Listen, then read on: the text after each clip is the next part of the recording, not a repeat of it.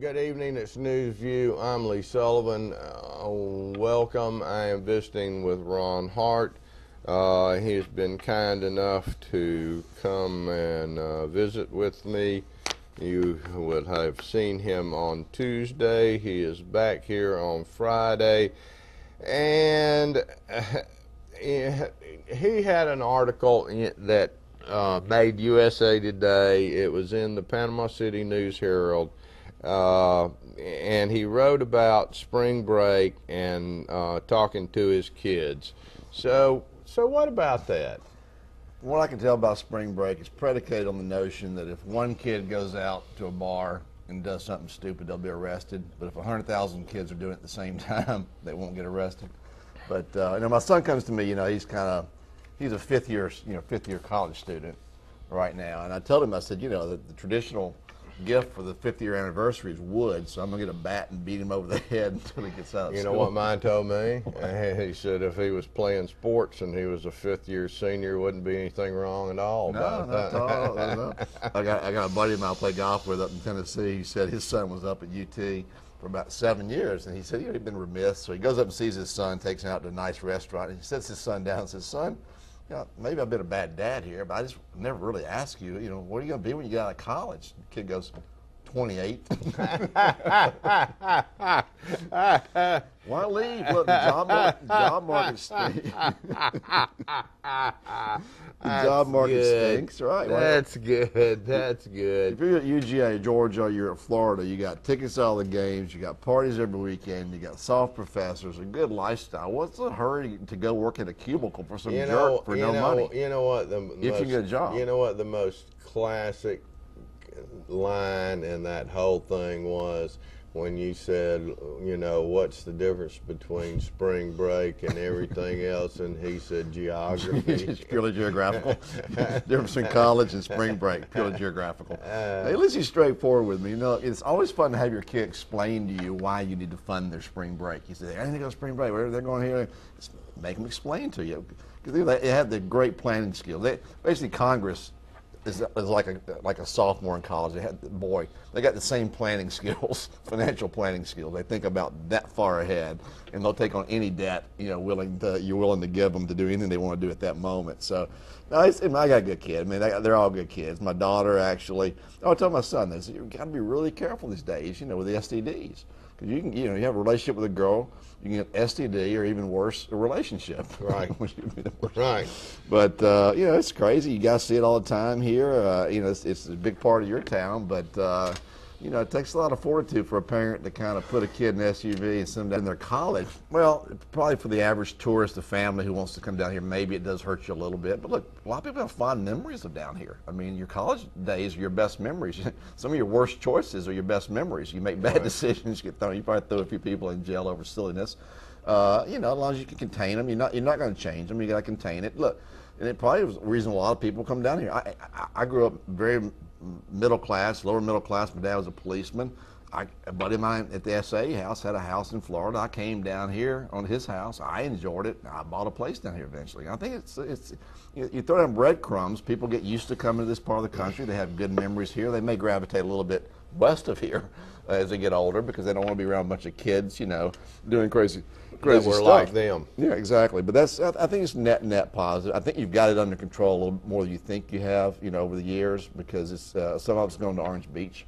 One of my daughters went over that way. And you got this middle section in there. But is there some? And I have always said this. I was too mean when I was a police chief, so they needed me to move along. But corporate America finds itself here during spring break for the same reason Panama City Beach needs to find itself here, and that's trying to engage a young customer that will stay with them. Right. You're selling, that's the demographic all the advertisers want. And once you get hooked on their beer and you have a positive view toward their beer, it's a good thing. American Express, Right. I'm not so sure about the condominiums, Right. They're not buying any real estate. They're losing security deposits left and right. But no, I got a friend of mine, his kid's at Princeton. He called me up ahead of time. He wanted a DUI lawyer. And I said, well, I know one. I can give you a name. He goes, no, I want it right now. And she said, because these Princeton kids, they're kind of nerdy and they don't know how to party. A lot of these Alabama state school kids, they're professional partiers. This is just taking it to the new level with the nerdy types. His son. Well, they get a lot of practice at football games. They do drink a lot. I mean, the college is just one big blur. I mean, some of these campuses in academia is so easy. You can drive through the campus slow enough, you'll get a diploma. Right. I mean, there's not, and that's my problem with education these days. You're not creating a very quality product. You're taking a lot of money to do it. And the cost of education has been up 6% a year versus inflation at 2.5%, more than double the cost of inflation. And they're not producing a good product. We keep throwing money at education. The truth is, not everybody needs to be an English major at Middle Tennessee State University or Florida State University. We got enough of those. We don't need to fund it. It's not a right to go to college. And right. Most of these kids, my oldest is at Vanderbilt. A lot of these kids go to college just for the college experience. They don't even think about getting a job. When I was in school, I was taking classes, as were you, to get a job. I was thinking about what I'm taking to get a job. These kids, sometimes when they're seniors, they panic. They go, oh no, I got to get a job now. It just occurs to them. What am I going to do? Right, and they call their parents friends. They do the networking thing. It's kind of disingenuous and not very endearing that they do that, but college the mission has creeped in college. It's more like the experience. And I was pleased with mine. They all went to Florida State. They all got business administration, which in Florida State's a good school for that. That's a piece of paper that will hang well on any wall. Mm-hmm. The only angst I'm having is my oldest son, who's getting married this Saturday, is getting his master's in economics at Auburn. Yeah. Well, we'll see. Maybe. We certainly need some good economists out there with the looks of things. You got to have a real degree. I mean, you can study art history, European socialism, whatever you want to do on your own time. I just don't think there's a lot of demand for that. When they come out and they don't have a job, of course they shouldn't have a job. Who wants to hire someone like that? And the problem with the colleges a lot of times, not in the business schools where your son went and where I went, is they indoctrinate you toward these liberal beliefs that when you come out, you have this warped sense of what you're entitled to. Well, his fiancée is a registered nurse, and she's pursuing her bachelor's in nursing. Right. I mean, they're both focused. They're both focused young people. And my oldest is in med school. She'll have a job. She'll work for the government for $40,000 a year probably, but she'll have a job. Yeah, you got to get them, and it's up to the parents because look, we have the purse strings. There's this notion that we write this blank check for the kids to go follow their dream, and they can be astronauts. And they can't be astronauts. These kids are dumb. Everybody can't be an astronaut. Everybody can't be president of the United States. Great line, 30 Rock the other night. This Tracy Jordan, who's the comic guy on there, he speaks to his class of 40 kids. He says, if you do this, I predict every one of you will be president of the United States. 40 kids, no way. And they tend to give you these lofty speeches that are unattainable, and no wonder they're so mad when they get out of school. Because it's hard out there. Because they're incapable of doing anything. Their dreams are misaligned. Ron Hart will be right back. Welcome back to News View, visiting with Ron Hart, and the subject is the hidden camera film James O'Keefe did on them NPR, calling the Tea Party members racist. Yeah, it was beautiful. The same guy that dressed as a pimp. He's like this pasty white guy from Rutgers who dresses as a pimp and gets Acorn defunded because they were doing some nefarious things. I like this guy. I mean, I like young kids that are edgy, that do things. He's got ideology. He exposes people for what they are, which we did for NPR. He exposed them for what they are, an elitist, government-dependent organization. And they said, well, it's unfair. It was edited. It was a 40-minute tape that he only synopsized down to 10 minutes. That's what the CBS News and ABC do every night. Really? They edit everything every night. 3 minutes. What trick did he do other than play record on this thing where the guy calls the Tea Party people racist? I mean, it's an elitist attitude, and fundamentally, show me in the Constitution where the government. This has hurt NPR. Oh yeah, I agree. In the past, they could rope a dope and act like they didn't do it and say these different things. Everybody knows they're a very liberal organization. Right. And why does the government fund something like that? This ideology. And it's only 3 or 4% of their funding, so they can do without it. But it's $430 million, going up to $480 million by Obama to fund these guys, and it's still, look, we're broke. we can't be funding these. Sesame Street. Sesame Street is a great product. Look, I said in the column, let's view it as startup capital. Okay, we started you up. Okay, let's push you off like a little bird out of the nest. See if you can't fly. You know, they'll be eaten by the fox, my guess. Really? But, you know, they're just dysfunctional. The CEO and the higher-ups are making seven-figure salaries. And, you know, if you can make it out there, make it out there. I mean, it's a tough world out there. You may be the wildebeest eventually. They may eat you up. But if you got a great product and you can sell some commercial time, these stories they do are laborious, long stories about the mating habits of some coral reef fish up in near Alaska. I mean, crazy stuff they do, and they go on forever about it. But and you know, it was needed at one time. I think President Johnson started it originally. The idea of being rural towns needed news back then. But now, back then, when I grew up, there was nothing but NPR. That's all I listened to in my small towns. All I had. Right. Now everything's there. Especially, you know, I mean, radio and television. Right, exactly. So now you got a very, very competitive, robust marketplace with a lot of different diverse vendors with all this news out there, and NPR is no longer needed. And first of all, as I say it again, we're broke. Right. We can't afford this. They're going to look back on this 30, 40 years from now and look at the things we were funding, this research, these $2,000 worth of supplements that we supplement all these different industries that we subsidize all the time. They're going to look back, the historians are going to look back on this and say, what were these people doing? Farmers are making a stack of money right now, but we're still subsidizing farmers. Cotton prices are at a historic high. Yeah, we pay people not to work. We pay them not to grow things. Ron Hart will be right back. Welcome back. It's Newsview, visiting with Ron Hart. Subject that I want to introduce to Mr. Hart is prospective presidents and religion.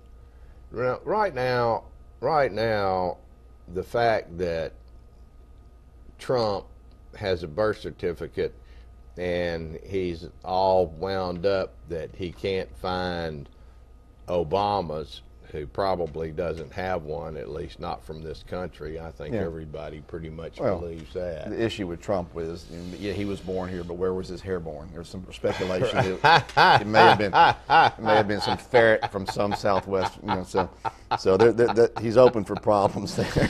But my favorite is Newt. I mean, Newt just apologizes, you know, for his marriages to the evangelical people. He said it was because of his patriotism. He calls him to get divorced several times. So he apparently misunderstood what he's supposed to do when they said rise for the Pledge of Allegiance. But, you know, look, when you're away from home, you're working all the time, you're around women, you know, your ego's pretty big if you're in politics. Look, they're fraught with problems that way. And some reason Newt has been tarred with that. But remember, you know, GOP voters, Reagan was divorced. I mean, that shouldn't be a litmus test, I don't think. In fact, arguably, the Democrats, between Clinton and Obama and others, basically have had a better track record with marriage probably than Republicans. You throw Giuliani in there, Right. 3 or 4 times, Reagan once, Newt, et cetera. I mean, it happens. So if that's your litmus test, then I think we're going to have some pretty boring people in the race. But you don't think that'll hurt him if he decides to get in? You know, I think he's the brightest guy. I'd love to see him in a debate with Obama. Right. I think he'd just rip Obama apart. He's the brightest guy. He's got baggage, but he's seen it done. He was a part of the '94 revolution when they took over with the contract with America. He knows where the bodies are buried, maybe literally. He'd be a good tactician, maybe a better vice presidential person because he could run it like Cheney did, you know, be the brains behind the operation. Right. I don't know if he has the soft touch and the appeal to the American people that others have. Who stands to you as the could-be Republican nominee? I voted for Ron Paul. I think his son Rand Paul to me would be the best. I like Marco Rubio if he'll run. You know, I think the fact he has strong values. He represents most of my views pretty well. That's not totally out of the question, is it? Not at all, because the Hispanic vote's 12, 13, 14% of the population, and you neutralize that away. Not only do you get that vote, you take it from the other side. You know, if you're a minority, the African American vote. I got news for you. Ain't going nowhere. I mean, I don't care if you ran, you know, the most appealing African-American candidate in the world. They're not going to get the vote away from Obama. Most of the Democrat operatives are dependents. You got the unions, the teacher unions, the defrocked and the misaligned people who want something for free, basically. So what's really in play? It's that middle section there, that 45 to 55% of the voting population who voted Bush out because of the wars and the debt he piled on, who put this bozo in there who's tripled the, he makes Bush out to be a piker when it comes to actually spending money. He said he campaigned against the wars, Obama did, yet he escalates the war in Afghanistan. He does the same thing Bush did in Iraq. He's keeping Guantanamo Bay open, which is fine. It was a little naive saying he could close that down. He's like on-the-job training. He's like some summer intern. But who beats him? I don't know. I mean, it's probably going to be someone that's going to be fiscally responsible. I like Chris Christie in New Jersey. Big, jovial Paltney? Paltney's a little boring, but he might. Look, he's out there and he's working it, and he had a liberal state. He understands how to work the middle, as does Mitt Romney, who's governor of Massachusetts. When we come back, I want to talk a little bit about Mitt Romney and religion. Ron Hart. We'll be right back. Welcome back, News View. Ron Hart. One final segment, and I talked about this. I have talked about this, and many others have talked about it that are a lot more intelligent than I am. But Mitt Romney, I thought, and I still think, would be a quality presidential candidate. But I believe, without equivocation, that the fact that Mitt Romney is a Mormon just absolutely gives him no chance at all to get the nomination. And even if he got the nomination, I believe he would never get elected. I remember the closeness of the John Kennedy issue with the Roman Catholic Church. The Pope would tell, what's your thoughts on that? I like Mitt. I mean, he looks like a president. He looks like the guy in your picture frame you buy at the store. I mean, he's the quintessential American. He's been working really hard over people's campaigns. He's done the work. Look, I didn't know much about the Mormon religion, and in my view, all religions are uniquely based off of some pretty mystical things, okay? So each religion, they have their own beliefs. I mean, the belief about the Christian religion and the Virgin Mary that's based off the notion of a lady who really stuck to her story. Their religion, John Smith, he went up in the mountains north of New York City, up in New York, and someone spoke to him. I'm always amazed that all religions are based off of something that no one saw but that one person. Right. They were told by the guy that you're in charge, and here, go back and tell the people, then they get 10% of your income, and that's your deal. So, you can argue every religion has its vulnerabilities. So I try to keep that out of it. Personally, I do. I worked at Goldman Sachs. I was one of the few non-Jewish, non-Mormon people at Goldman Sachs. There was 25 of us in our class. There was 3 Protestants. 3. And so I learned that they work hard. They're very family. You were part of the great Protestant minority? I realized it one day. I'm so proud of you. Well, one day they had Rosh Hashanah, and they said, who can work the phones? And I'm, 4 hands go up. Right. And basically, I didn't realize. I mean, I grew up in a small town in the South. I just realized I was in a minority. I'm looking for reparations. Then I need some minority status. There were a lot of Mormons. Goldman hired a lot of Mormons for 2 reasons. One, they do the door-to-door salesman thing. They're going, and that's a pretty good skill for anybody. People, Southwestern Bible Company. We hire people. If you got the guts, and they do They do their 2 years of traveling. And they're very industrious. They're very, focused on family and business and making money and growing, and they're pretty honorable people. That they have their own religion, and it's within their religion. It doesn't bleed into what they do. I would argue that clearly the evangelical side of the equation, gay marriage, other social issues, have been allowed to bleed into the Republican platform more than any Mormon has. Mitt is pro-choice. He's got a problem with that Massachusetts Mitt care up there. That'll be his Achilles heel. The fact that he did that in the primaries. Okay, it won't be long before you come back, I hope. No, I'll be back soon. Okay, Summer's here. Remember, those are my views. What are yours?